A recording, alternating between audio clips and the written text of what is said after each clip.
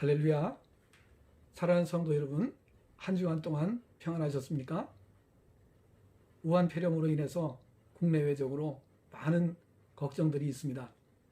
그러나 하나님을 의지하시고 믿음으로 꼭 승리하시기를 바랍니다. 하나님의 특별한 가호가 있을 줄로 믿습니다. 오늘은 출애굽기 5장 1절 2절의 말씀을 통해서 애굽의 재앙과 이스라엘의 승리라고 하는 말씀으로 은혜를 나누고자 합니다. 먼저 본문 말씀을 읽어드리도록 하겠습니다. 그 후에 모세와 아론이 바로에게 가서 이르되 이스라엘의 하나님 여호와께서 이렇게 말씀하시기를 내 백성을 보내라. 그러면 그들이 광야에서 내 앞에 절기를 지킬 것이니라 하셨나이다. 바로가 이르되 여호와가 누구이기에 내가 그의 목소리를 듣고 이스라엘을 보내겠느냐? 나는 여호와를 알지 못하니 이스라엘을 보내지 아니하리라.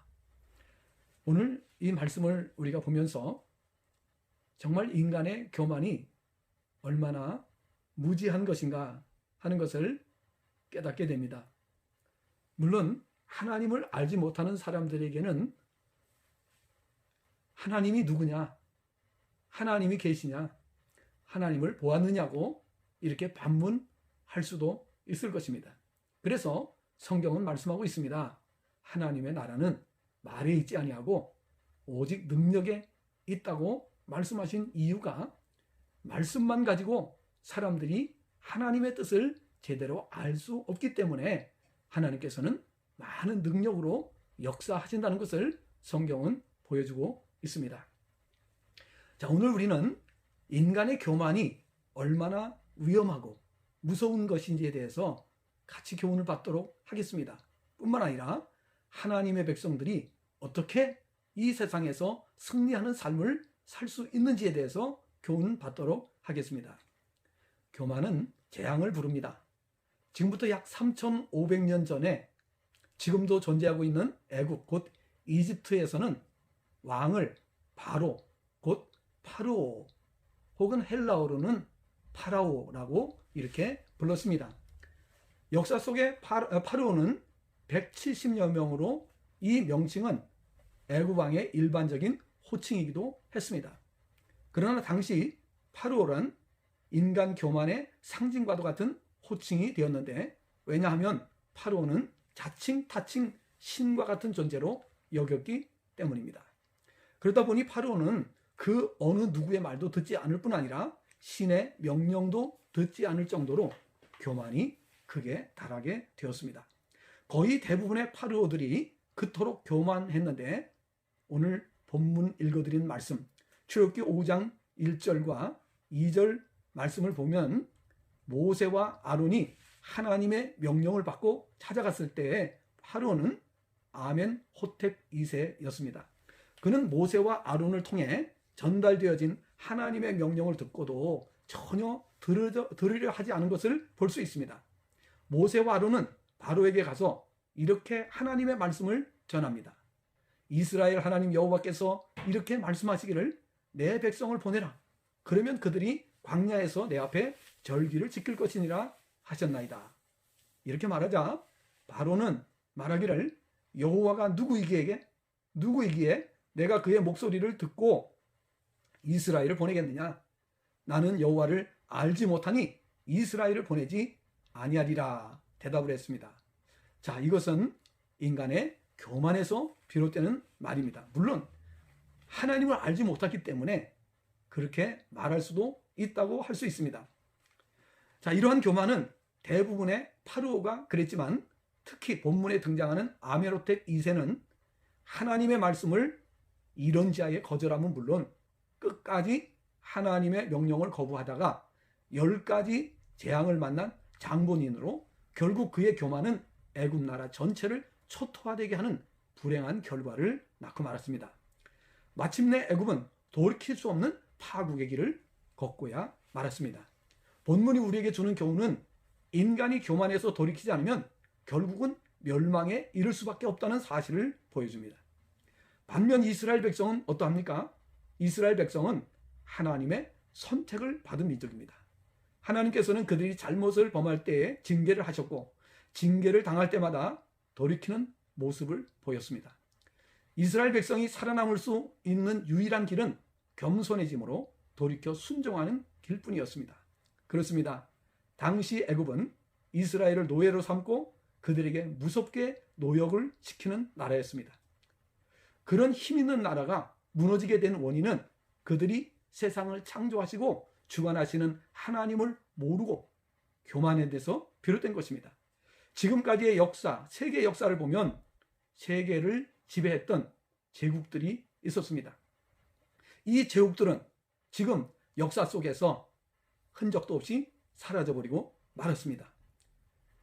이 제국들은 아수르 제국, 또 바벨론 제국, 그리고 페르시아 제국, 헬라 제국, 이 헬라는 오늘날 그리스입니다. 그리고 로마 제국, 이러한 거대 제국들이 있었습니다. 그 제국들은 당시 천하를 호령하는 그런 제국들이었습니다. 그런데 이 제국들이 왜 멸망을 했고 역사 속에서 흔적도 없이 사라질 수밖에 없었는가? 그것은 바로 하나님의 택함을 받고 하나님의 백성으로 부름을 받은 이스라엘 백성들과 관련을 맺고 있습니다. 그들 제국들은 애굽처럼 한껏 교만에 빠져 있을 때 이스라엘을 공격했습니다. 그들이 이스라엘을 공격할 때는 불가피하게 하나님의 말씀을 무시하게 되었습니다. 또 하나님을 모욕하는 언행들을 서슴지 않은 것을 볼 수가 있습니다. 그런 그들을 하나님께서는 천사를 통해 재앙을 내리심으로 천하를 호령하던 나라들이 힘도 제대로 쓰지 못하고 무너져 내리고 말았습니다. 그 이유는 어디에 있습니까? 바로 교만 때문이었습니다. 그들은 자그마한 이스라엘을 쉽게 손에 넣을 것이라 생각하고 공격을 합니다.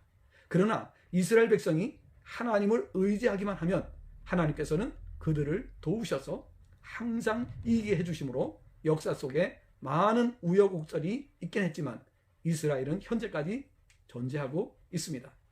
그러나 천하를 호령하던 과거의 제국들은 어떻게 되었습니까? 아수르, 바벨론, 페르시아, 헬라, 로마 모두가 다 성경에 예언된 대로 하나님께서 선지자들을 통해서 예언하신 그대로 나라가 사라지고 말았습니다. 이처럼 잠언 16장 18절이 보여주는 것처럼 교만은 패망의 선봉이 되는 것입니다. 야고보서 4장 6절에도 하나님께서는 교만한 자를 물리치신다고 말씀하셨습니다. 베드로전서 5장 5절에서도 하나님께서는 교만한 자를 대적하신다고 말씀하셨습니다. 그러나 반면 겸손할 때에 하나님께서는 은혜를 주시겠다고 말씀하셨습니다. 그렇다면 교만은 무엇입니까? 피조물인 인간이 사람과 하나님 앞에서 자신을 스스로 높이는 것을 말합니다. 교만을 두 종류로 분류하자면 인간이 인간 앞에서 스스로 자신을 높이는 인간 앞에서의 교만과 피조물인 인간이 조물주 되시는 하나님 앞에서 자신을 높이는 것을 가리켜서 교만이라고 합니다. 이 둘 다 불완전한 피조물들에게 있어서 부당한 일이 아닐 수가 없지만 좀 더 엄밀히 말하자면 전자보다 후자가 더욱 부당하다 말하지 않을 수가 없습니다. 아니 1000번 만번 부당한 인간에게 부당한 일이라고 말하지 않을 수가 없습니다. 왜일까요? 조물주 되시는 하나님 앞에서 피조물인 인간이 자신을 높이는 일은 스스로 무덤을 파는 일과 같기 때문입니다. 오늘 읽어드린 본문의 말씀은 그 대표적인 예라 아니할 수가 없습니다. 애굽의 왕들은 스스로 자신이 신과 같은 존재로 여김받기를 원했습니다. 하지만 인간이 피조물이 조물주처럼 될 수가 없습니다. 되고 싶다고 될 수가 없습니다. 그럴 뿐만 아니라 그것은 오히려 인간에게 있어서 불행의 길이고 멸망의 길이라는 사실을 지금까지 역사는 고스란히 보여주고 있습니다. 자, 인간은 신이 될 수 없습니다. 신처럼 행동한다고 해서 신이 되지는 않습니다. 날개도 없는 새가 날아보겠다고 1000길도 더 되는 낭떠러지에 서는 것은 얼마나 어리석은 일이겠습니까? 인간의 교만은 바로 이러한 것입니다. 한없이 불완전한 인간이 권력에 취하게 되면 하늘 높은 줄 모르고 교만에 빠지기 쉽다는 사실과 그렇게 되면 될수록 멸망의 날이 신속히 다가오게 된다는 사실을 알아야 됩니다. 그렇다면 하나님과 사람 앞에서 인간은 어떤 모습으로 살아야 할까요? 항상 겸손해지도록 노력해야 합니다. 그러려면 창조주이신 하나님을 바로 알아야 됩니다. 하나님을 인격적으로 만나게 되면 겸손해질 수밖에 없습니다. 하나님을 알지 못하는 사람은 제 아무리 겸손해지려고 말하지만은 결코 진정한 겸손이 그에게서는 나올 수가 없습니다. 하나님을 바로 아는 것, 그것이 우리 인간이 겸손해질 수 있는 비결이라는 사실을 알아야 됩니다. 하나님의 은혜가 절대적으로 우리에게 필요한데요. 그것은 타락한 인간은 하나님의 은혜가 없이는 하나님을 깨달을 수가 없습니다. 하나님의 능력도 알 수가 없고 천국과 지옥이 있는 것조차도 알 수가 없습니다. 그래서 요한복음 3장 3절 말씀을 보게 되면은 거듭나지 아니하면 하나님 나라를 볼 수 없다. 또 5절에서는 물과 성령으로 거듭나지 아니하면 하나님 나라에 들어갈 수가 없다고 말씀하고 있는 것을 볼 수가 있습니다. 자, 로마서 3장 9절부터 18절 말씀을 우리가 함께 보도록 하겠습니다. 자, 인간을 가리켜서 다 치우쳐 무익하게 되고 그 마음에 하나님도 없던 자들이라고 말씀합니다. 그런 인간이 하나님을 알려면 겸손해져야만 합니다.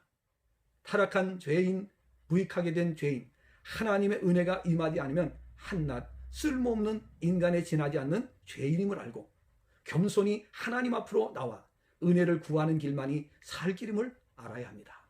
예레미야 17장 9절 말씀을 보면 만물보다 거짓되고 심히 부패한 것이 마음이라 라고 말씀했습니다.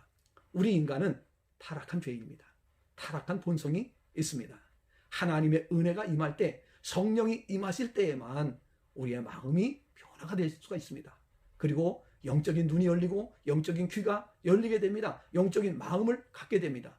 그때 비로소 하나님의 사람으로 살아갈 수가 있습니다.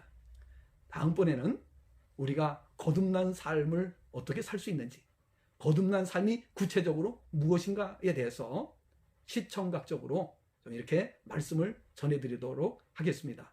한 주간 동안도 평안하시고 승리하시기를 주님의 전함으로 축복합니다. 기도하겠습니다. 하나님 아버지, 감사합니다. 오늘 우리에게 귀한 말씀을 통해서 우리 인간이 하나님 앞에서 겸손한 삶을 살아야 될 것을 교훈받았습니다. 어떻게 우리가 겸손해질 수 있는지에 대해서도 교훈받았습니다. 하나님의 은혜가 없이는 스스로 인간이 깨닫고 겸손해질 수 없다는 사실을 알게 되었습니다. 그러므로 하나님 앞에서 겸손한 자 되어서 하나님의 은혜를 입게 하시고 그로 인하여 성령님의 감동을 통해서 우리가 날마다 하나님을 알아가게 하시고 하나님을 인격적으로 만남으로 말미암아 하나님의 신령한 세계도 경험할 수 있게 하여 주옵소서. 무엇보다도 하나님의 나라는 말에 있지 아니하고 하나님의 능력에 있다는 사실을 말씀해 주셨습니다. 그러므로 우리가 이 땅에 사는 동안에 하나님의 능력도 경험하게 도와주시고 그 능력을 가지고 이 세상의 많은 사람들에게 하나님의 살아계심을 증거하는 삶을 살게 하여 주옵소서.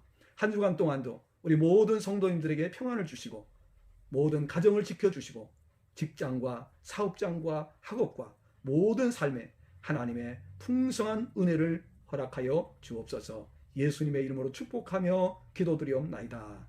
아멘.